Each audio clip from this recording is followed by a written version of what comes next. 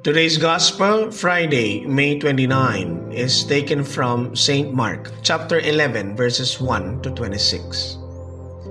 Jesus entered Jerusalem and went into the temple area. He looked around at everything and, since it was already late, went out to Bethany with the 12. The next day, as they were leaving Bethany, he was hungry. Seeing from a distance a fig tree in leaf, he went over to see if he could find anything on it. When he reached it, he found nothing but leaves.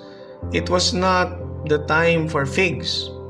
And he said to it in reply, "May no one ever eat of your fruit again." And his disciples heard it. They came to Jerusalem, and on entering the temple area, he began to drive out those selling and buying there. He overturned the tables of the money changers and the seats of those who were selling doves. He did not permit anyone to carry anything through the temple area. Then he taught them, saying, "It is not written, 'My house shall be called a house of prayer for all peoples,' but you have made it a den of thieves." The chief priests and the scribes came to hear of it and were seeking a way to put him to death. Yet they feared him because the whole crowd was astonished at his teaching. When evening came, they went out of the city. Early in the morning, as they were walking along, they saw the fig tree withered to its roots. Peter remembered and said to him, "Rabbi, look, the fig tree that you cursed has withered."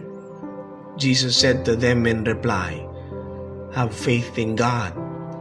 Amen, I say to you, whoever says to this mountain, 'Be lifted up and thrown into the sea,' and does not doubt in his heart but believes that what he says will happen, it shall be done for him.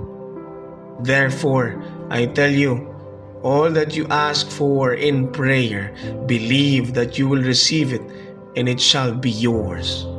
When you stand to pray, forgive anyone against whom you have grievance, so that your heavenly Father may in turn forgive you your transgressions."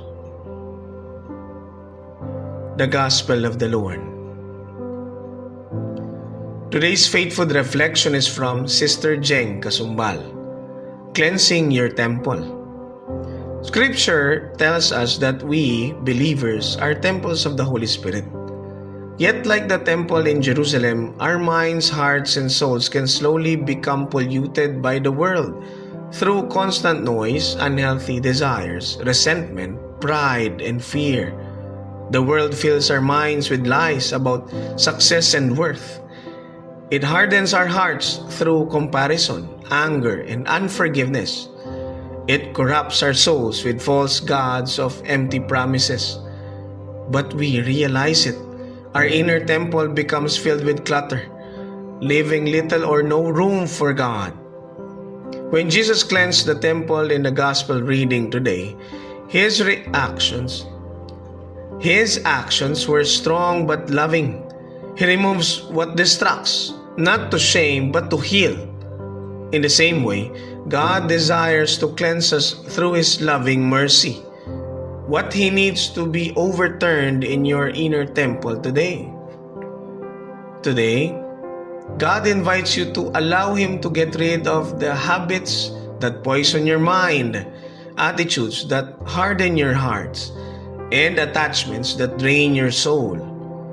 Cleansing can be uncomfortable, even painful, because it requires letting go. It is always meant to bring freedom. Welcome Jesus to enter your temple today and allow Him to cleanse you, to restore you to who you were always meant to be, a dwelling place for God. Let us pray.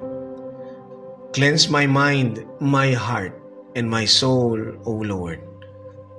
Amen. In the name of the Father, and of the Son, and of the Holy Spirit. Amen.